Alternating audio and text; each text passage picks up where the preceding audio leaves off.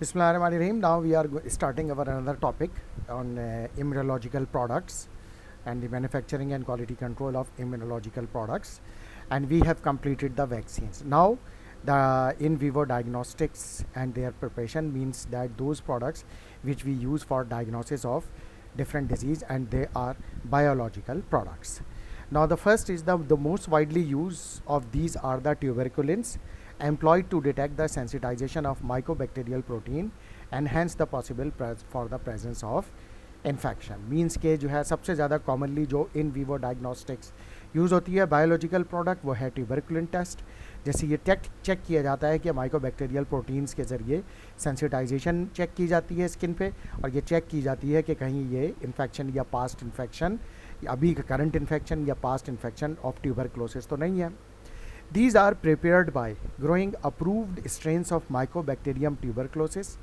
ये जो प्रिपेयर की जाती हैं approved strains of Mycobacterium tuberculosis या फिर माइकोबैक्टीरियम बोविस जो काउ ओरिजिन की होती है, माइकोबैक्टीरियम एवियम जो बर्ड ओरिजिन की माइकोबैक्टीरियम है यानी ट्यूबरक्लोसिस है, in preparation for veterinary use and in protein free from medium for several weeks. तो प्रोटीन फ्री मीडियम में इसको ग्रो किया जाता है।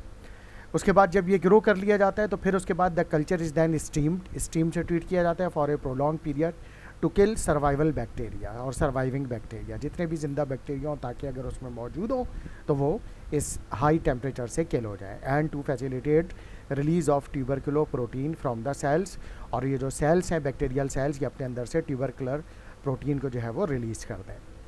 The culture supernet is recovered bye centrifugation means के बाद जब ये प्रोटीन जो है वो सेल से निकल जाती है तो इसको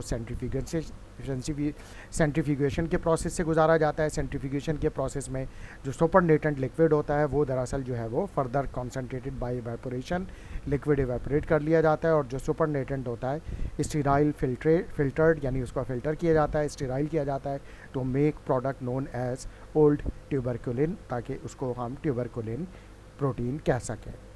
The crude material may then be standardized against a reference preparation by titration in the skin of guinea pigs sensitized by Mycobacterium tuberculosis।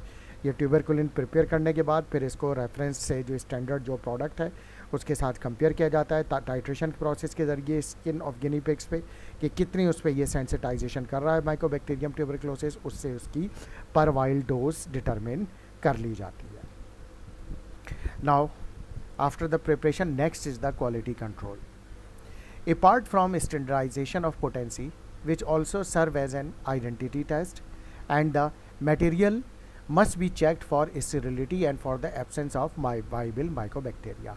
तो क्वालिटी कंट्रोल में ना सिर्फ ये कि उसकी पोटेंसी चेक करनी है, आइडेंटिफिकेशन करनी है, बल्कि ये भी चेक करना है कि the tuberculin protein which we have prepared from Mycobacterium tuberculosis or any other strain, they are sterile means that इनके अंदर किसी भी किस्म का कोई living mycobacteria अब मौजूद नहीं है।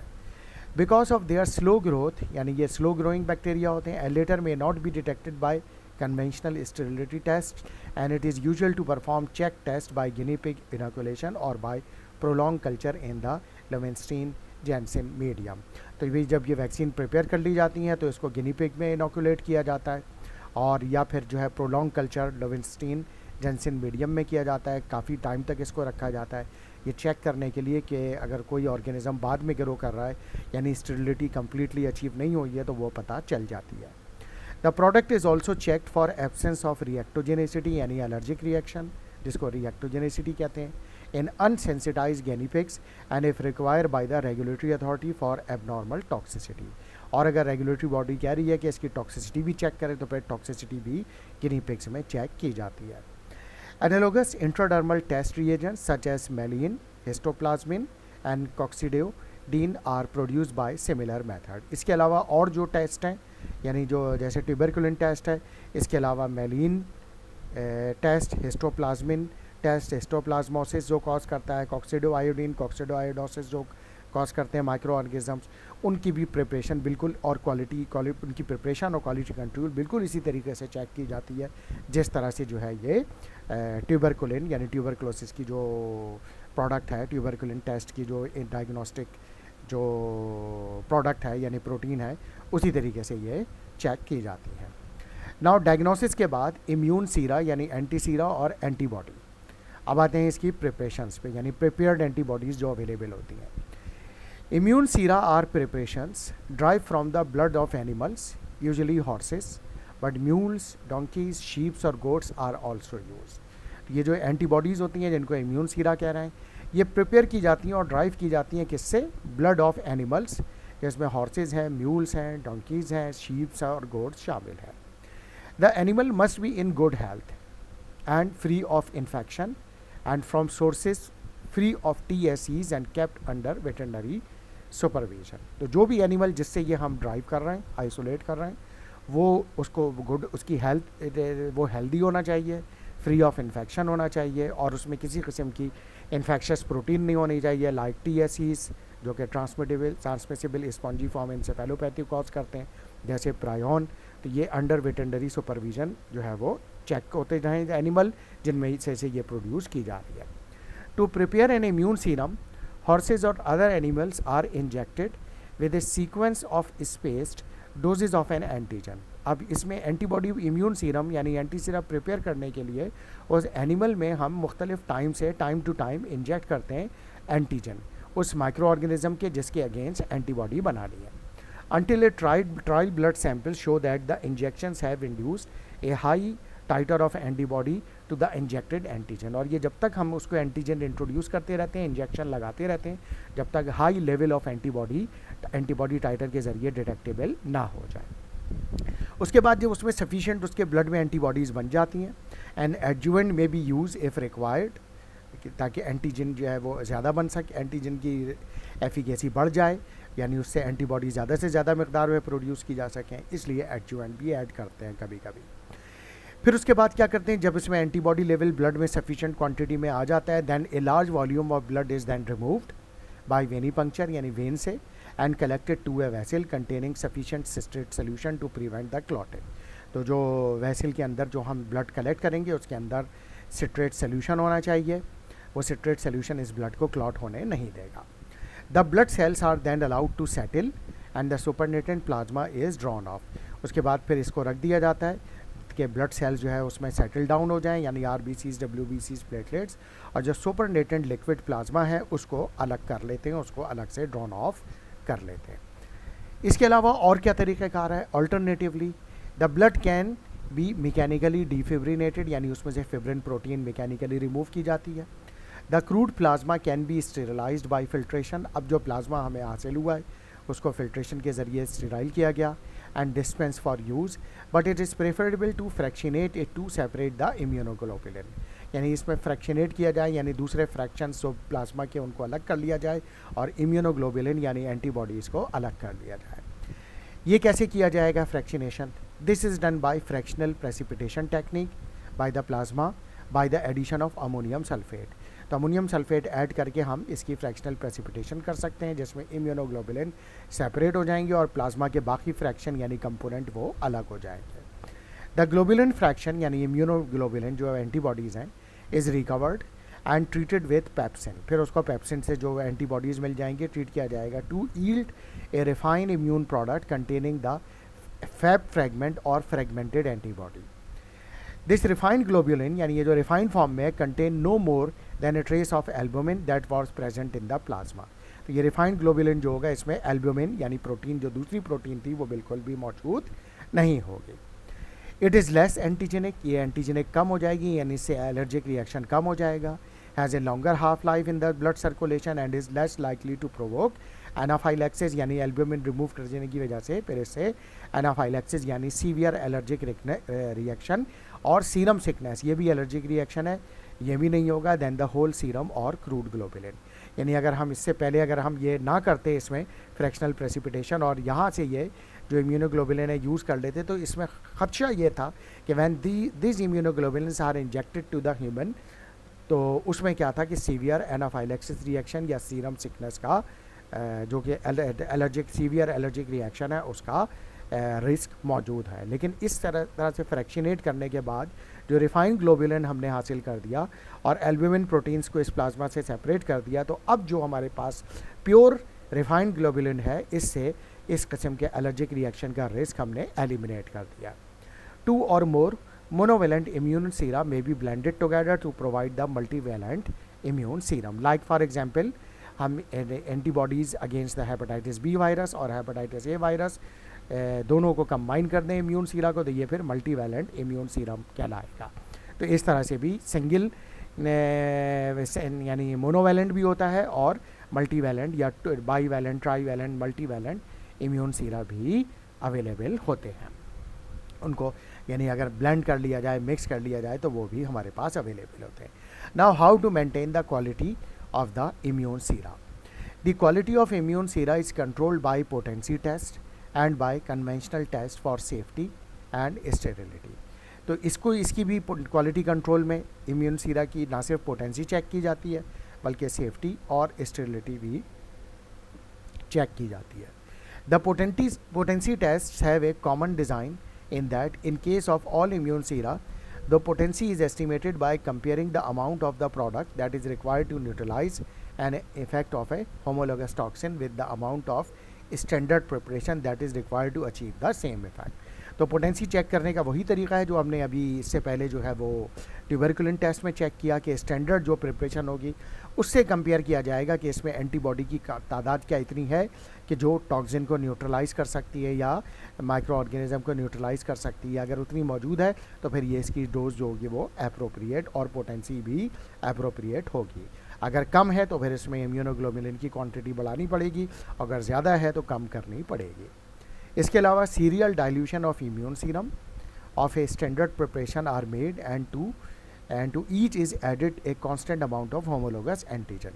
Serial diluted immune serum prepare किए जाते हैं स्टैंडर्ड के भी और इसके टेस्ट प्रोडक्ट के भी जो हमने प्रिपेयर किया है, और उसमें constant amount of antigen add करते जाते हैं एक ही जैसा, फिर जिसमें जो होगा वो रिज़ल्ट आ जाएंगे डिज़ायर्ड, तो वो हमारी जो है वो होगी प्रिपरेशन जो होगी जो स्टैंडर्ड से मैच कर जाएगी, वो फिर जो है वो फिर प्रिपरेशन के तौर पर तैयार कर ली जाएगी। फिर क्या होगा, each mixture is then inoculated into a group of animal. जब ये फाइनल प्रिपरेशन हमें मिल जाएगी तो एनिमल को लगाई जाएगी, यूजुअली गिनी पिग्स और माइस। तो वो एनिमल्स कौन से होंगे, गिनी पिग्स या माइस हो सकते हैं।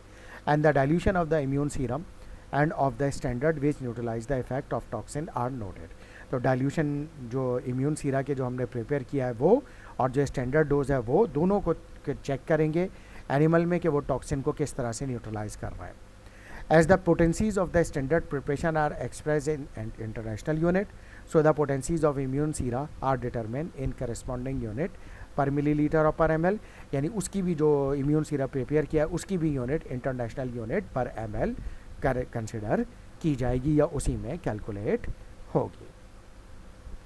The quality of globulin fraction यानी जो इम्यूनोग्लोबुलिन है is usually monitored by gel electrophoresis to detect contaminating protein and unclaved immunoglobulin and by size exclusion high performance liquid chromatography to detect aggregates। इसके अलावा globulin fraction की quality को check करने की और कौन सी टेक्निक है हमारे पास, जेल इलेक्ट्रोफोरेसिस टेक्निक, जिससे हमें ये पता चल जाएगा कि किसी किस्म की कंटामिनेटिंग प्रोटीन तो मौजूद नहीं है इस इम्यूनोग्लोबुलिन में, और अनक्लेव्ड इम्यूनोग्लोबुलिन क्योंकि फ्रेगमेंटेड इम्यूनोग्लोबुलिन हमने फ्रैक्शनेशन के ज़रिए बनाए थे, तो कोई ऐसे तो नहीं है जो अनक्लेव्ड इम्यूनोग्लोबुलिन हो, और उसका साइज़ जो है वो क्या है इम्यूनोग्लोबुलिन का, और वो एग्रीगेट तो नहीं बना रहे, वो हम हाई परफॉर्मेंस लिक्विड क्रोमेटोग्राफी यानी HPLC के ज़रिए डिटेक्ट कर सकते हैं। Table 23.3 list the immune sera for which there is currently a demand और a potential need and indicate their required potencies and the salient features of the potency assay method।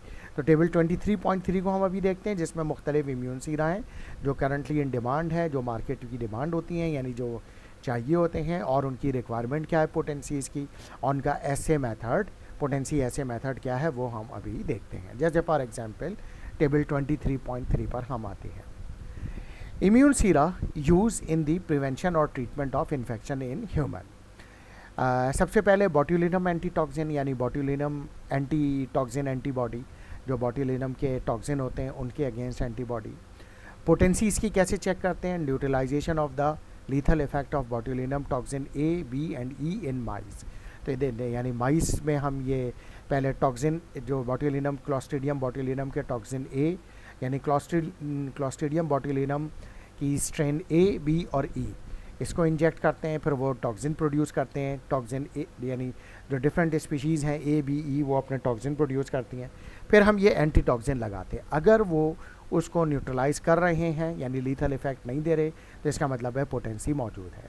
Potency requirement क्या है कि कितने anti toxin मौजूद होने चाहिए, यानी antibodies मौजूद होने चाहिए। 500 international unit per ml for type A, 500 international unit per ml for type B और 500 international unit per ml for type ई। इसी तरीके से डिप्थेरिया एंटी टॉक्सिन्स हैं, यानी डिप्थेरिया बैक्टीरिया जो होते हैं उसके टॉक्सिन जो होते हैं उसकी एंटीबॉडी एंटी टॉक्सिन वो भी चेक की जाती है। Neutralisation of the erythrogenic effect of diphtheria toxin in the skin of guinea pigs, तो गिनी पिग्स की स्किन में ये चेक किया जाता है न्यूट्रलाइजेशन के जो वो डिप्थेरिया टॉक्सिन को किस तरीके से न्यूट्रलाइज कर रही हैं ये एंटीबॉडीज़। इसकी जो स्टैंडर्ड डोज है वो कितनी होनी चाहिए, 1000 international unit per ml if prepared in other species. इसी तरीके से next is the tetanus anti toxin, यानी क्लॉस्ट्रीडियम टेटेनाई जो है वो बैक्टीरिया है, वो भी टॉक्सिन प्रोड्यूस करता है और टॉक्सिन डेंजरस होते हैं उसके, तो उसकी एंटीबॉडीज़ यानी एंटी टॉक्सिन जो है वो न्यूट्रलाइज कराने पड़ते हैं। तो neutralization of paralytic effect of tetanus toxin in mice, ये माइस में चेक किया जाता है। माइस को क्लॉस्ट्रीडियम टेटनाई के बैक्टीरिया इंजेक्ट किए जाते हैं। जब वो इंजेक्ट होते हैं तो वो बॉडी में जाके टॉक्सिन प्रोड्यूस करते हैं, टेटनस टॉक्सिन, और फिर ये टेटनस एंटी टॉक्सिन दिए जाते हैं, तो वो उसको न्यूट्रलाइज कर रहे हैं या नहीं कर रहे थे, यानी पैरालिटिक इफेक्ट से बचा रहे हैं या नहीं बचा रहे हैं, तो ये जो है वो चेक किया जाता है। प्रोफाइलैक्सिस के लिए जो डोज होती है वो 1000 international unit per ml for prophylaxis, और अगर ट्रीटमेंट करना है तो 3000 इंटरनेशनल यूनिट पर ml, ये इसकी पोटेंसी रिक्वायरमेंट है, यानी इतनी डोज में इसको होना चाहिए, इतनी क्वांटिटी इसके वाइल में जो इसकी जो एंटी टॉक्सिन है यानी एंटीबॉडी है टेटनस की उसमें मौजूद होना चाहिए। तो इस तरीके से हम इनके ऐसे जो है वो करते हैं और इनकी पोटेंसीज को चेक करते हैं। Now the next is the human immunoglobulin, यानी जो इंसानों में एंटीबॉडीज प्रिपेयर की जाती है। Now the first is the source material. Human immunoglobulin are preparation of the immunoglobulin. पहली चीज़ तो ये कि ये ह्यूमन इम्यूनोग्लोबुलिन ये भी इम्यूनोग्लोबुलिन यानी एंटीबॉडीज़ हैं।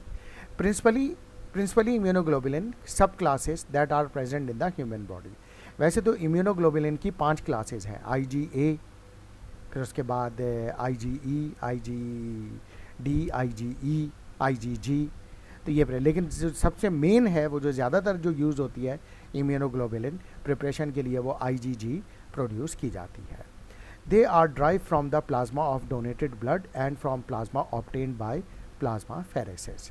तो ये जो है वो IgG एंटीबॉडीज़ कैसे आइसोलेट की जाती हैं, ड्राइव की जाती हैं ह्यूमन ब्लड प्लाज्मा से, वो जो ब्लड जो ह्यूमन ने डोनेट किया है फिर उसमें से आइसोलेट की जाती हैं और प्लाज्मा फेरेसिस टेक्निक से इन एंटीबॉडीज़ को इम्यूनोग्लोबुलिन को सेपरेट कर लिया जाता है। Normal immunoglobulin that is immunoglobulin that has relatively low titer of antibodies representative of those present in the population at large is prepared from pools of plasma obtained from not fewer than 1000 individual. आमतौर पे ये जो normally immunoglobulin की quantity जो होती है वो human plasma में कम मकदार में होती है, यानी लो टाइटर होता है, उसके लेवल्स लो होते हैं। लिहाजा अगर हमें ज़्यादा क्वांटिटीज़ में ये इम्यूनोग्लोबुलिन तैयार करने तो हमें थाउजेंड्स ऑफ इंडिविजुअल्स चाहिए हैं जिसके ब्लड प्लाज्मा को हम ऑब्टेन करेंगे, उसको पूल करेंगे और फिर उसमें से जो है वो सफिशिएंट क्वांटिटी ऑफ एंटीबॉडीज़ जो है वो आइसोलेट कर लेंगे। Specific immunoglobulins that is immunoglobulins with a high titer of a particular antibody are usually prepared from smaller pools of plasma obtained from individuals who have suffered a recent infection or who have undergone recent immunization or who thus have high titer of particular antibody। कोई ख़ास specific immunoglobulin लेना है अगर हमें तो वो कैसे हासिल कर सकते हैं, यानी उसमें ये ज़रूरी है कि फिर जो वो ह्यूमन इंडिविजुअल है उसमें उस एंटीबॉडी का टाइटर हाई होना चाहिए, यानी एंटीबॉडी लेवल हाई होना चाहिए। अब वो एंटीबॉडी लेवल हाई किन लोगों में होगा, यानी किन ह्यूमन इंडिविजुअल में होगा, वो या तो वो लोग होंगे जैसे फॉर एग्जांपल अगर हमें हेपेटाइटिस बी वायरस के अगेंस्ट जो एंटीबॉडी है वो चाहिए और हाई क्वांटिटी में चाहिए, तो यह वो एंटीबॉडी हाई लेवल में उस इंडिविजुअल में हो सकती हैं जिसको अभी रिसेंटली हेपेटाइटिस बी इन्फेक्शन हुआ है और वो उससे रिकवर हो गया है, तो उसके ब्लड में हाई एंटीबॉडी लेवल होंगे हेपेटाइटिस बी वायरस के, और वो स्पेसिफिक भी होंगे, स्पेसिफिक इम्यूनोग्लोबुलिन होंगे अगेंस्ट हेपेटाइटिस बी वायरस। या फिर दूसरा तरीका क्या है कि वो इंडिविजुअल जो कि नॉर्मल था लेकिन हमने उसको हेपेटाइटिस बी की वैक्सीन लगाई, सीरीज़ ऑफ डोजेज लगाई, जिसकी वजह से उसकी बॉडी में हेपेटाइटिस बी इम्यून के अगेंस्ट हाई क्वांटिटी में एंटीबॉडी टाइटर अचीव हो गया, यानी हाई क्वांटिटी में एंटीबॉडी लेवल अचीव हो गया। तो अब उसका ब्लड हम जब कलेक्ट करेंगे तो उसमें भी एंटीबॉडी लेवल बहुत हाई क्वांटिटी में होगा, यानी वो पर्टिकुलर एंटीबॉडी बहुत हाई क्वांटिटी में होगी। उसमें फिर ये होगा कि हमें थाउजेंड्स ऑफ इंडिविजुअल नहीं चाहिए। If we have few human individuals, those who have recovered from infection or recently immunized by vaccine, तो इनमें चंद इंडिविजुअल के प्लाज्मा से हमें high quantity of antibodies against that micro organism यानी इन्फेक्शन मिल जाएंगी। तो ये स्पेसिफिक इम्यूनोग्लोबुलिन्स इस तरह से हमें हाई टाइटर एंटीबॉडी जो है वो मिल जाती हैं। तो इस तरह से भी हम प्रिपेयर कर सकते हैं।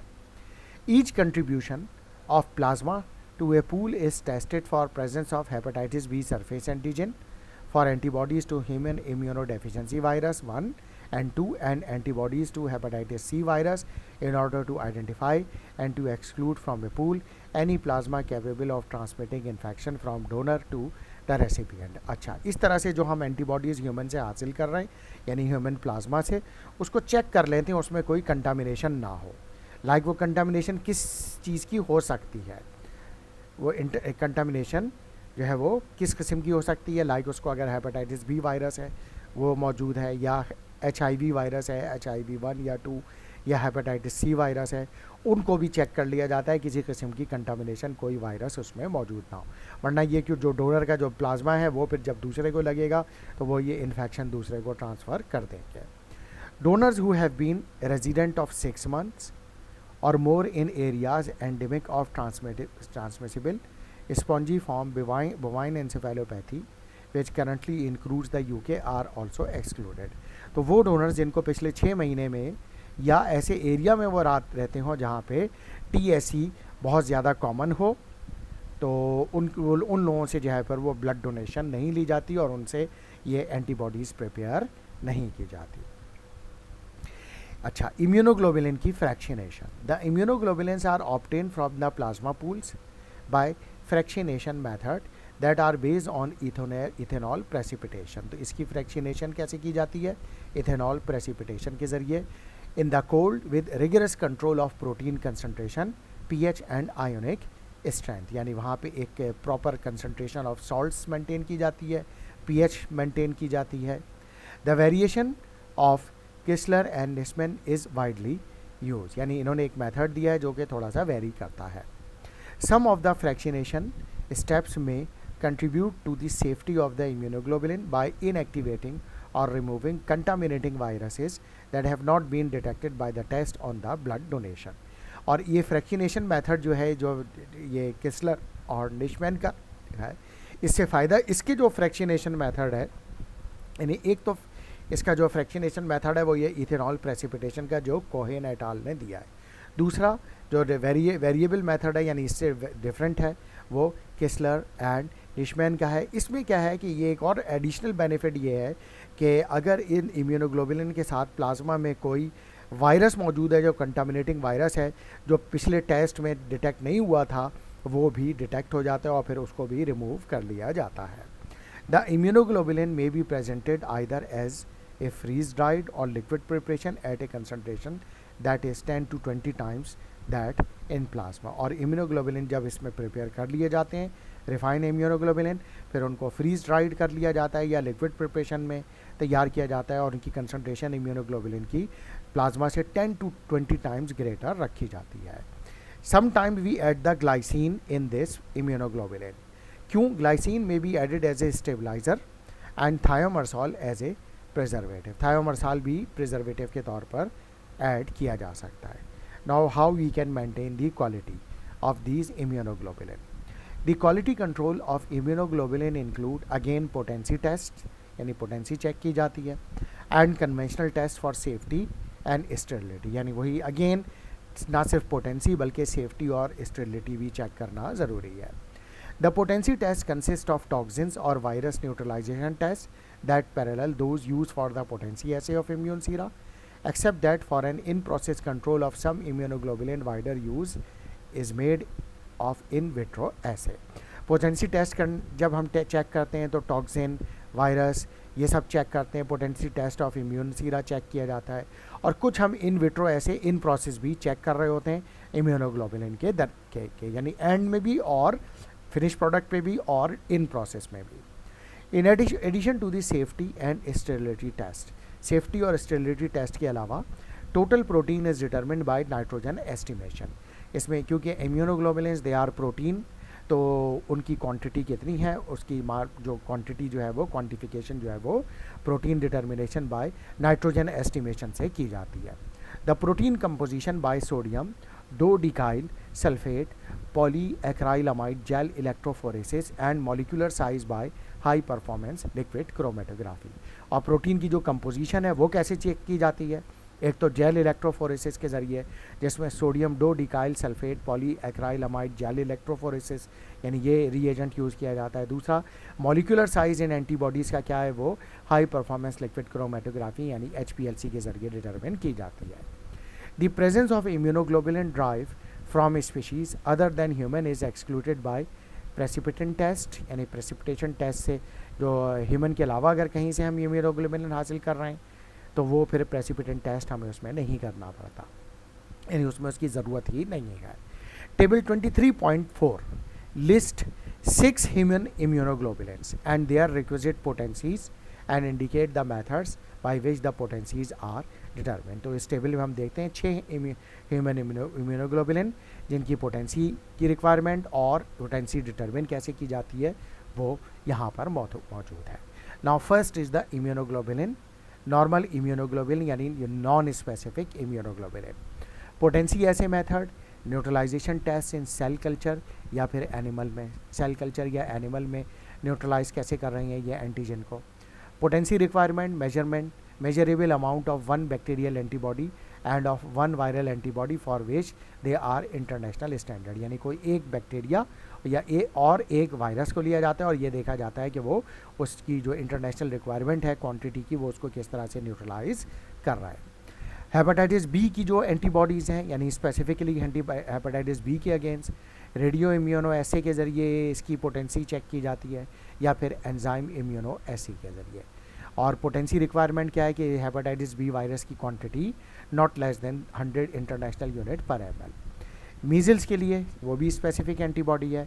Neutralization of the infectivity of measles virus for cell cultures में चेक किया जाएगा ये, और इसकी जो मिनिमम क्वांटिटी रिक्वायर है एंटीबॉडीज़ की वो not less than 50 international unit per ml। Rabies virus neutralisation of infectivity of rabies virus for mice यानी माइस में चेक की जाएगी।